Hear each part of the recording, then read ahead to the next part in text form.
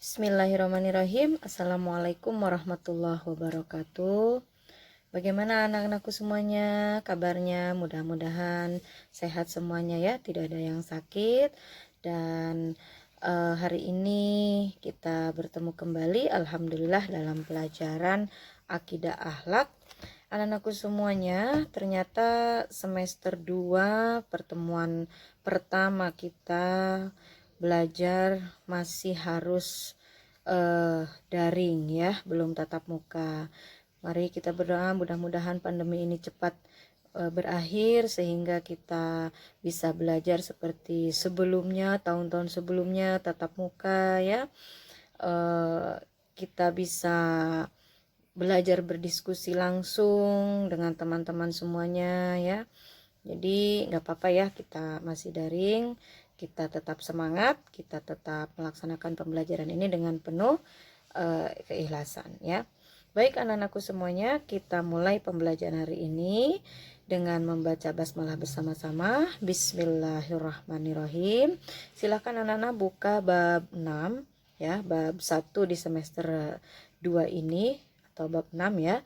Di buku anak-anak semuanya itu kalau di LKS halaman 6 ya, tentang keteladanan Rasul Ulul Azmi.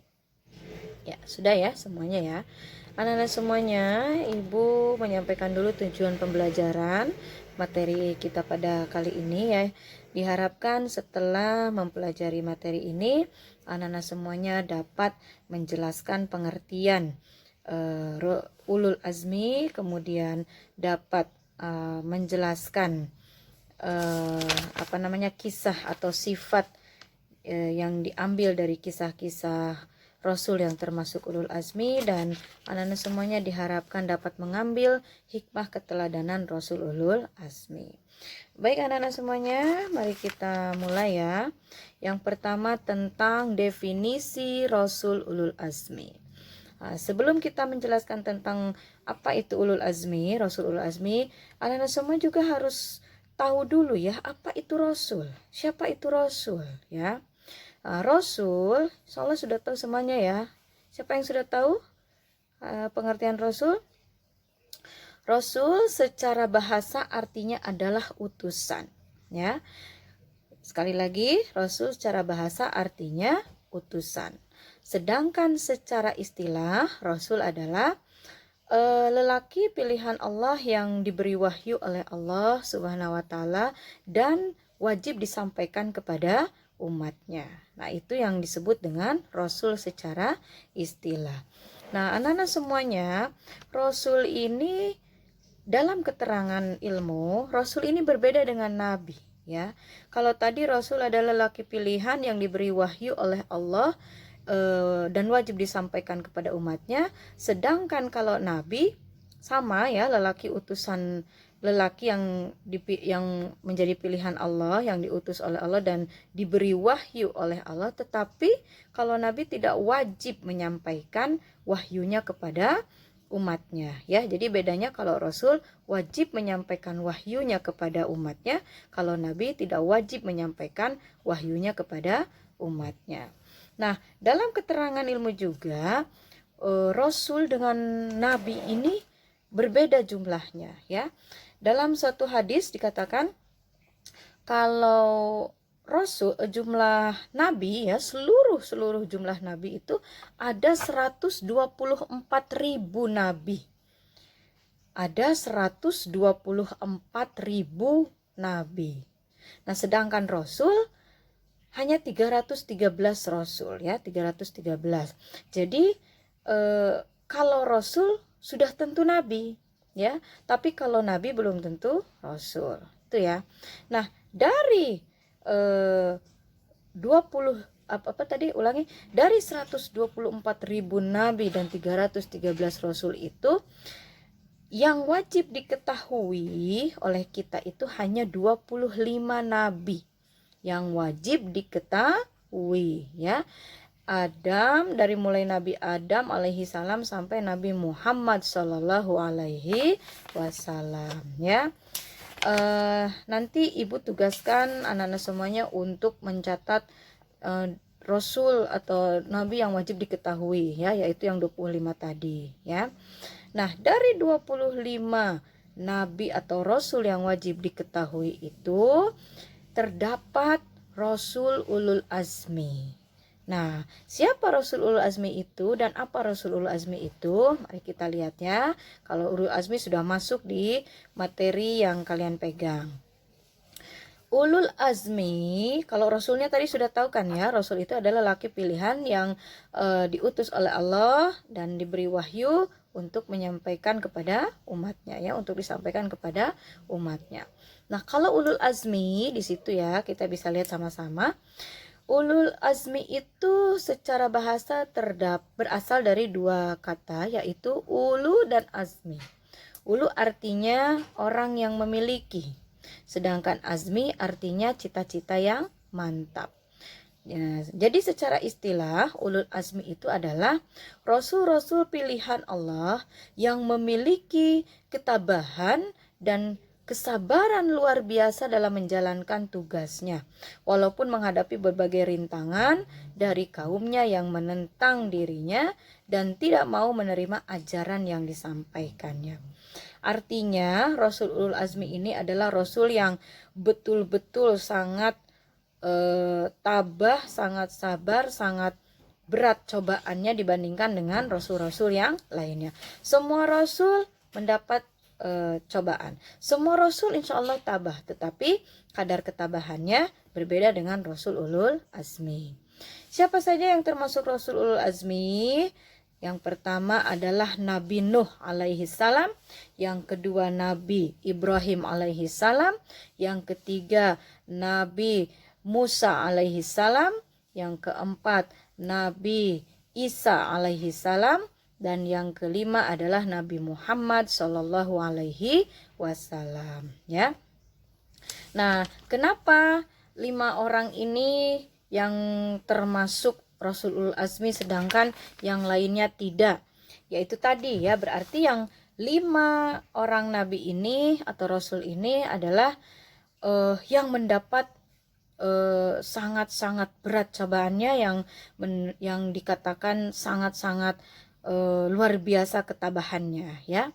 Nah, kita lihat dari kisahnya saja ya, supaya benar nggak nih Nabi Nuh? Memangnya kenapa Nabi Nuh? Kisahnya bagaimana? Insya Allah semua sudah tahu ya, anak-anak semuanya sudah tahu bagaimana kisahnya Nabi Nuh, Nabi Ibrahim, Nabi Musa, Nabi Isa, Nabi Muhammad SAW. Insya Allah sudah tahu.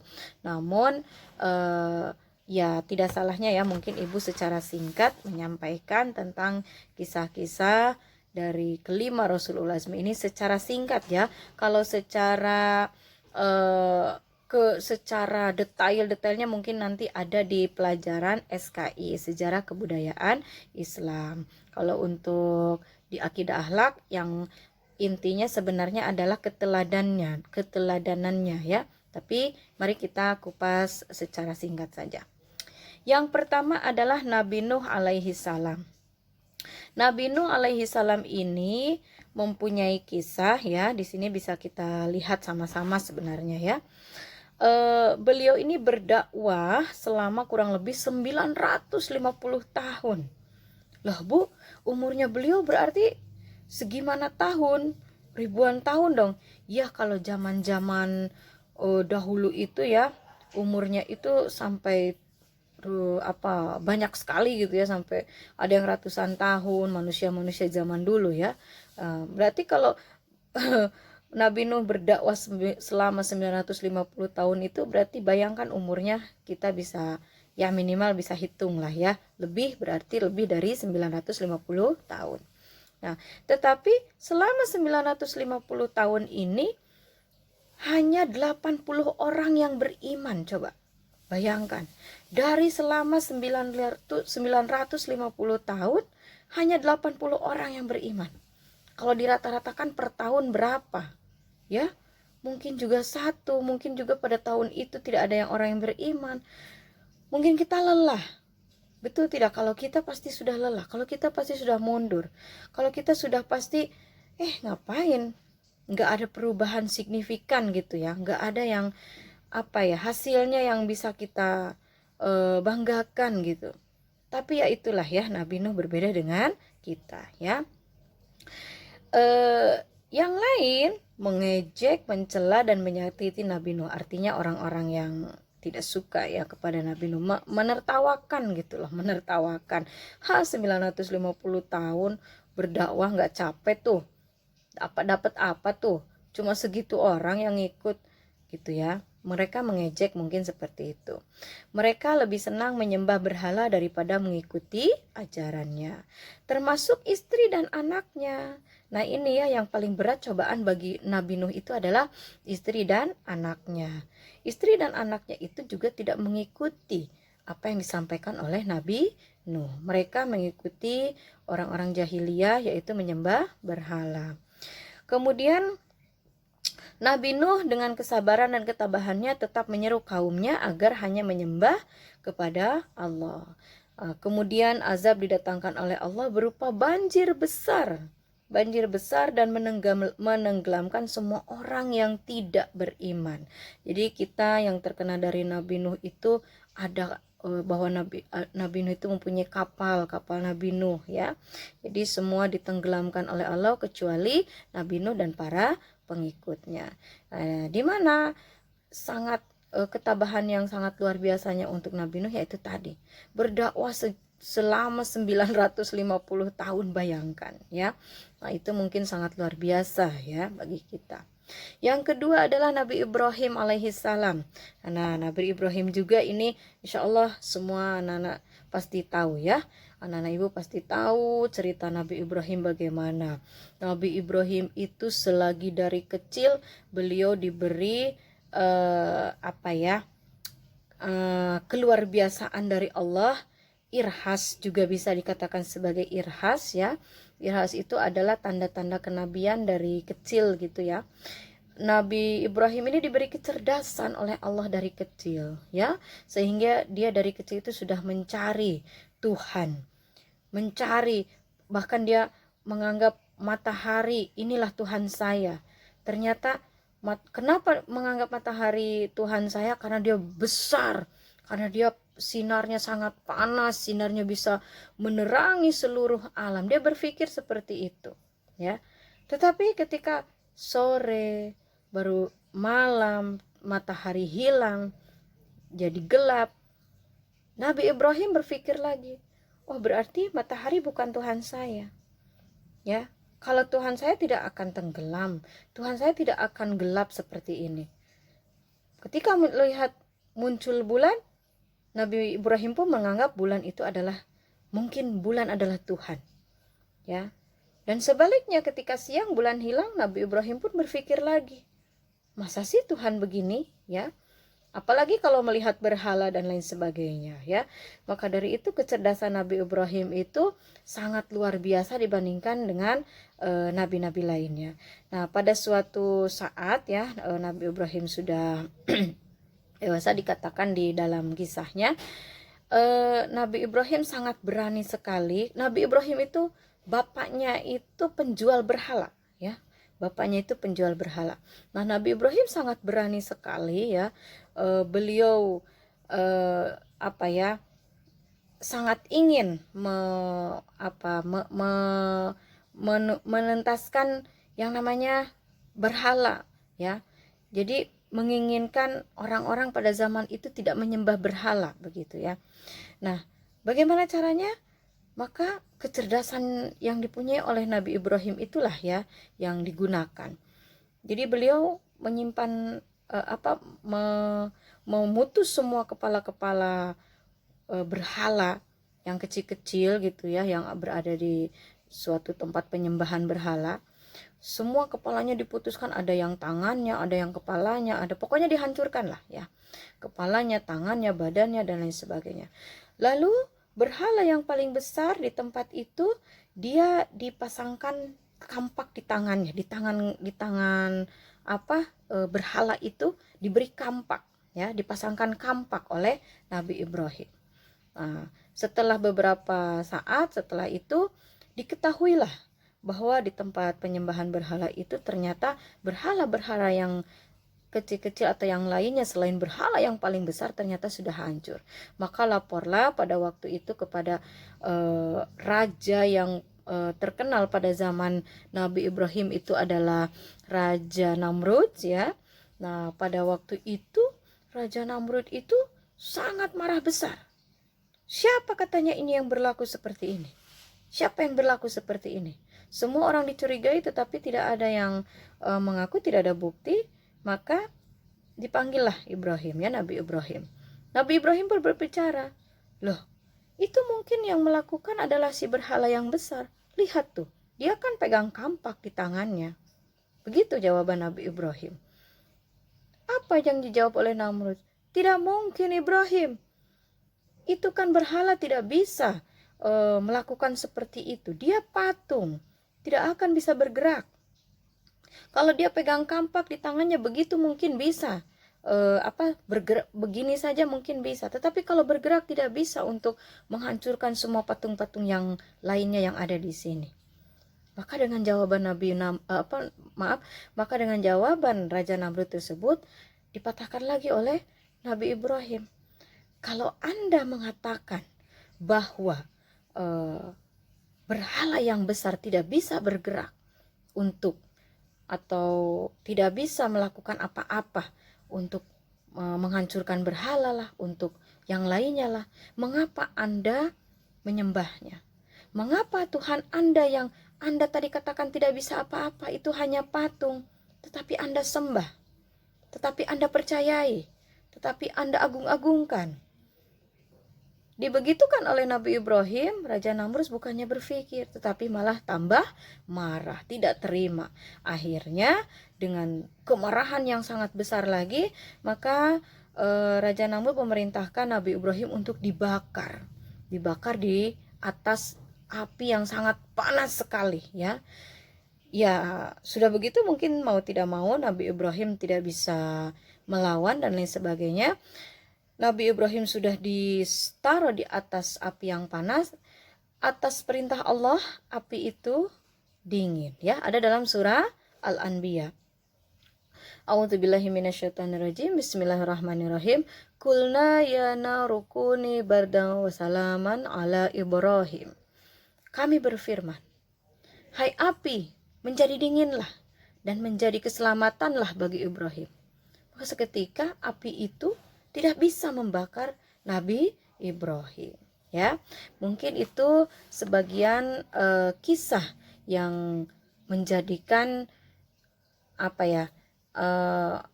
mempan Nabi Ibrahim tidak mempan dibakar api itu sebagai mukjizat Nabi Ibrahim. Nah, mungkin singkat ceritanya seperti itu.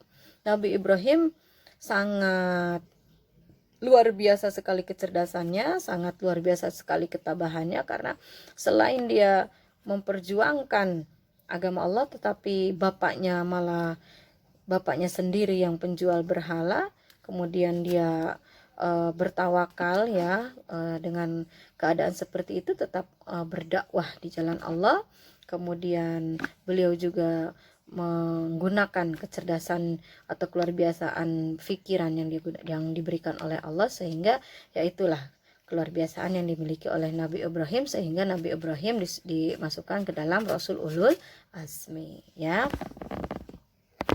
Selain kisah yang tadi, Nabi Ibrahim pun setelah itu kan hijrah ya ke Palestina, kemudian menikah dengan istrinya Siti Sarah ya, dengan kemudian Siti Hajar, dan mempunyai anak yaitu Nabi Ismail. Belum lama mempunyai anak yang diinginkan pada waktu itu, Nabi Ismail ya. Ternyata mendapat perintah juga dari Allah bahwa anaknya beliau itu yaitu Nabi Ismail harus dikurbankan ya.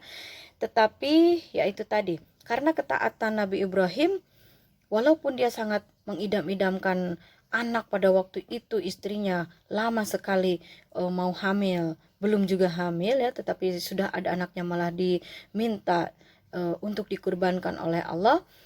Nabi Ibrahim pun tidak berpikir lama, Nabi Ibrahim pun tidak tawar-menawar, beliau tetap taat kepada Allah untuk mengorbankan apa yang diperintahkan oleh Allah. Nabi Ismail pun sebagai anak yang soleh menerima atas ketaatan atau atas perintah dari Allah Subhanahu wa taala yang disampaikan oleh ayahnya yaitu Nabi Ibrahim. Nah, itu juga merupakan keluar biasaan ya dari Nabi Ibrahim, ketabahannya, ujiannya merupakan ujian ya. Menyembelih anak itu merupakan ujian. Siapa orang tua yang mau anaknya disembelih? Siapa orang tuanya yang mau mengorbankan anaknya? Tetapi ya itu tadi, Nabi Ibrahim itu kan berbeda ya dengan kita, sehingga itu juga termasuk keluar biasaan dari Nabi Ibrahim sehingga dimasukkan dalam Rasul Ulul Azmi. Selanjutnya anak-anakku ada Nabi Musa. Nabi Musa ini juga insya Allah anak-anak semuanya sudah tahu ya kisahnya bagaimana. Ujian pertama Nabi Musa mulai dari bayi ya, mulai dari bayi sampai sampai berdakwahnya gitu ya. Dari bayi Nabi Musa itu, beliau itu dihanyutkan di sungai Nil ya oleh ibunya. Kenapa dihanyutkan? Karena pada waktu itu setiap ibu yang melahirkan bayi laki-laki akan dibunuh ya, bukan ibunya tapi anaknya yang bayi laki-lakinya itu akan dibunuh. Karena raja yang pada waktu itu berkuasa yaitu Raja Fir'aun yang kita ketahui semuanya ya. Raja Fir'aun pada waktu itu sudah mendapat berita dari para pengawalnya atau para asistennya ya gitu, yang ada peramal mimpi ya. Katanya bahwa akan ada seorang laki-laki yang menghancurkan kerajaannya, akan ada seorang laki-laki yang nanti bisa menghancurkan dirinya gitu, bukan hanya kerajaannya tetapi juga dirinya. Maka dari situ setiap ada orang atau kaumnya di situ ya, bukan kaumnya ya tetapi masyarakat disitulah ya, yang melahirkan anak laki-laki disuruh dibunuh oleh Fir'aun karena takut nanti sudah besarnya itu tadi sesuai yang dikatakan oleh peramal ya. Nah, Nabi Musa ini dihanyutkan oleh ibunya sewaktu bayi di Sungai Nil, tetapi ya itu mungkin sudah skenario Allah ya, sudah skenario Allah. Nabi Musa itu ternyata berhenti di depan istananya Raja Fir'aun ya, di depan istananya Raja Fir'aun. Jadi bayangkan kalau seorang bayi kira-kira beratnya mungkin sekitaran ya rata-rata ya 3 kiloan. 3 kilo itu dimasukkan di keranjang insya Allah mungkin tenggelam ya karena berat 3 kilo itu. Jangankan bayi seberat 3 kilogram, kalau batu saja, batu yang kecil lah, bulat segini lah ya batu, kita lempar ke sungai dia tenggelam. Tidak ada batu yang mengambang di sungai, begitu kan? Tidak ada yang mengambang berjalan di air. Nah, ini qadarullah, ini sudah skenario Allah ya, sudah takdirnya Allah. Nabi Musa itu dimasukkan dalam keranjang tetapi beliau tidak tenggelam ya. Malah mungkin ya itulah tadi Ibu sampaikan ya, skenario Allah, malah pas nyangkutnya itu, berhentinya itu di depan istananya Raja Fir'aun. Malah diketahui oleh istrinya Fir'aun yaitu Siti Asia ya. Beliau ini, Siti Asia ini juga tidak punya anak. Ketika melihat seorang bayi yang tidak tahu dari mana, siapa, tahu-tahu ada di depan istana, beliau merasa kasihan.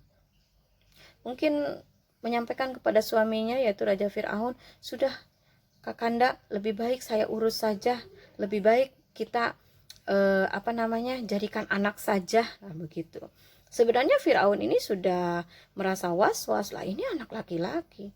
Tapi mungkin karena ya kalau diurus sama saya mungkin enggak lah, dia enggak akan melawan atau bagaimana lah, enggak mungkin. Mungkin seperti itu ya yang dipikir oleh Fir'aun.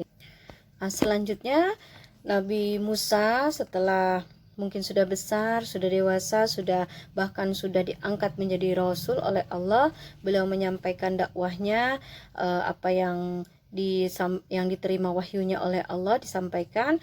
Nabi Musa Fir'aun pun sudah mengetahui lah ya bahwa Nabi Musa itu sudah sedikit berkontra dengan dia. Maka dari itu banyak perlawanan dan lain sebagainya, termasuk ini singkat cerita ya, termasuk para penyihir-penyihir. Ya, pertama itu tadi ujiannya yang lagi baik, yang selanjutnya adalah ujiannya itu bertanding ya, bertanding dengan para penyihir. Nah, penyihir ini kan kalau Musa, kalau memang kamu betul-betul utusan Allah, silakan tunjukkan kehebatan kamu ya. Fir'aun dengan orang-orangnya itu begitu, silakan tunjukkan kehebatan kamu. Nah, kemudian dicontohkan oleh mereka-mereka pengikut-pengikut Nabi Musa ya, yang penyihir-penyihir, mereka bisa tahu-tahu melemparkan ular gitu ya, melemparkan tongkat menjadi ular, sehingga Nabi Musa pun dengan seizin Allah melemparkan tongkatnya menjadi ular yang sangat besar, lebih besar daripada mereka penyihir yang menjadi budaknya Fir'aun ya. Kemudian selanjutnya kita sudah tahu juga cerita Nabi Musa yang dikejar-kejar oleh Fir'aun sampai ke Laut Merah ya. Kemudian untuk menyelamatkan dirinya dan para pengikutnya, Nabi Musa pun mendapat wahyu dari Allah untuk memukulkan tongkatnya ke dalam laut itu, sehingga terbukalah jalan untuk menyelamatkan diri. Sedangkan Fir'aun bisa melewati jalan yang terbuka di tengah lautan itu, tetapi masih dalam tengah laut, dalam perjalanan itu laut itu menutup kembali, jalan itu menutup kembali seperti laut semula yang tadi sebelum dipukulkan oleh Nabi Musa, sehingga Fir'aun bersama pengikutnya tenggelam ya. Nah, itu kisah singkat tentang Nabi Musa. Selanjutnya Nabi Isa alaihi salam. Nabi Isa pun sama ya, kita sudah ketahui ceritanya ya. Beliau adalah anak dari Siti Maryam ya, yang pada kisahnya kita ketahui Siti Maryam mengandung Nabi Isa ini atas kebesaran Allah, atas kehebatan Allah ya. Wanita yang mengandung tanpa suami ya, mengandung tanpa tahu-tahu hamil gitu ya. Jadi difitnah ya, Siti Maryam itu difitnah sebagai wanita tidak berakhlak dan lain sebagainya. Maka dari itu ujian Nabi Isa ini termasuk dari bayi juga ya, sampai beliau sudah dewasa dan menegakkan ajaran yang disampaikan melalui wahyunya itu. Kemudian Nabi Muhammad SAW, Nabi Muhammad SAW ini ceritanya sangat-sangat panjang, ceritanya sangat-sangat kita ketahui semuanya ya. Mulai dari bayi juga ya, Nabi Muhammad itu sudah umur belum dilahirkan, bahkan ya belum lahir kedua, beliau sudah kehilangan ayahnya ya, sudah meninggal oleh ayahnya. Kemudian umur 2 tahun sudah ditinggalkan oleh ibunya. Kemudian itu ujian-ujian yang dilewati oleh Nabi Muhammad. Kemudian beliau tinggal dengan kakeknya, belum menjadi anak yang remaja saja sudah kehilangan juga kakeknya, ditinggal oleh kakeknya. Hiduplah beliau dengan pamannya ya, sangat miris sekali kalau kita perhatikan. Mungkin kalau kita bayangkan, ya Allah kasihan sekali Nabi Muhammad ya, tapi itulah beliau ya, mungkin berbeda, sangat khusus, sangat istimewa ya. Nah, kemudian beliau juga selama berdakwah sangat banyak ujiannya, sudah yang namanya dicaci, dimaki, diludahi itu sudah menjadi kebiasaan beliau ya, yang diterima oleh beliau gitu ya. Dicaci, dimaki, dikejar-kejar, bahkan mau dibunuh, itu sudah bukan hal yang aneh bagi beliau ya, sehingga beliau diperintahkan untuk hijrah dari Makkah ke Madinah. Maka dari itu ceritanya berlanjut bahwa di Madinah mulai Islam berkembang.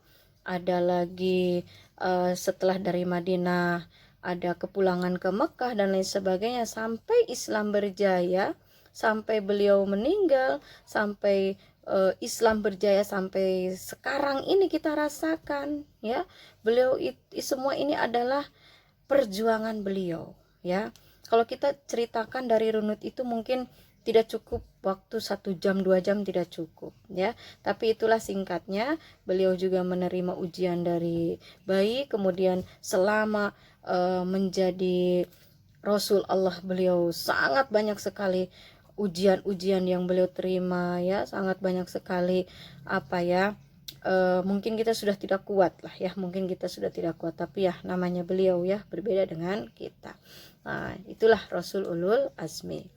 Nah, selanjutnya anak-anakku semuanya, hikmah keteladanan Rasul Ulul Azmi ya.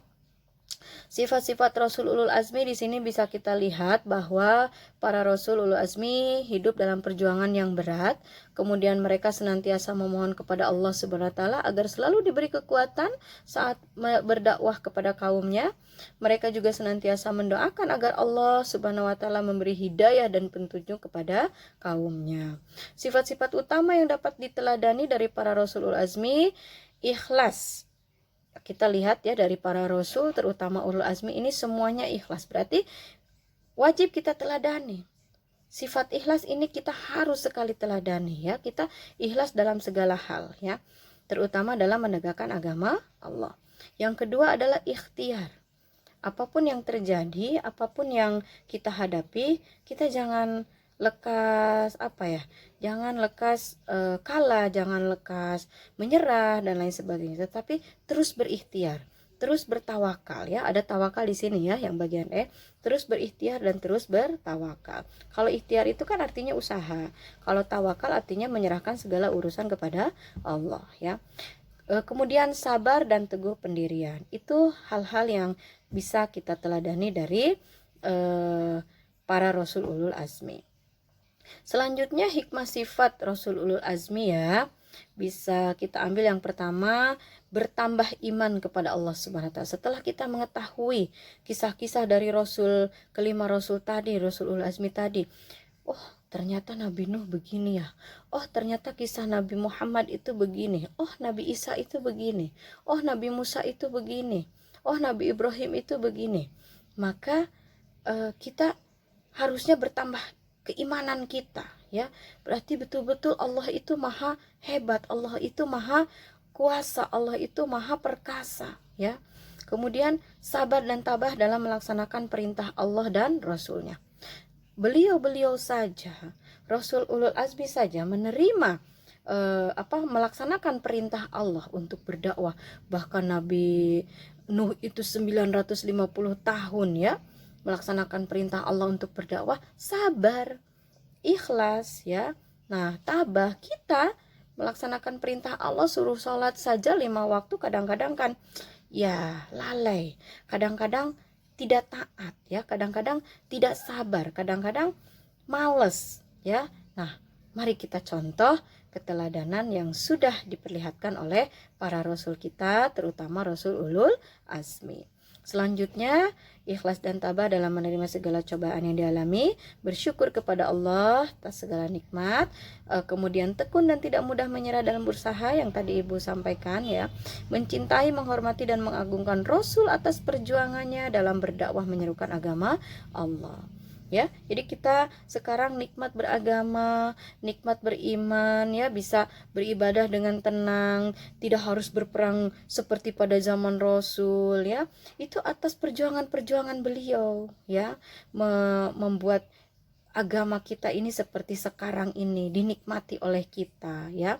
Nah, maka dari itu kita itu harus menghargai perjuangan beliau dengan minimal kita mencintai dan melaksanakan ajaran-ajaran yang disampaikan oleh beliau ya, tentang tauhid kepada Allah dan lain sebagainya ya. Selanjutnya, selamat di dunia dan akhirat dengan bimbingan yang diajarkan Rasul. Amin, mudah-mudahan ya, dengan kita mengimani Rasul, iman kepada Rasul itu kan ada di rukun iman ya.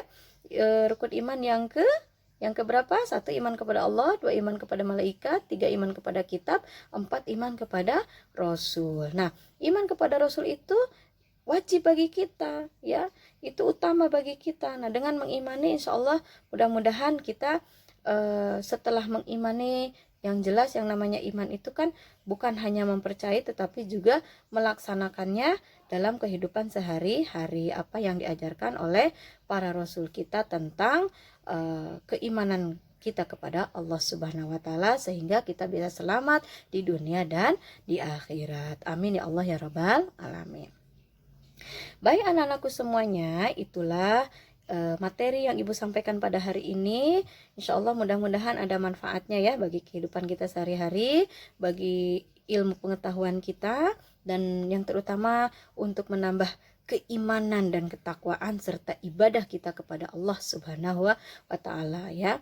Nah, mungkin untuk selanjutnya apabila ada yang masih mau ditanyakan, silakan hubungi Ibu secara japri, bisa di WA ataupun di Classroom ya.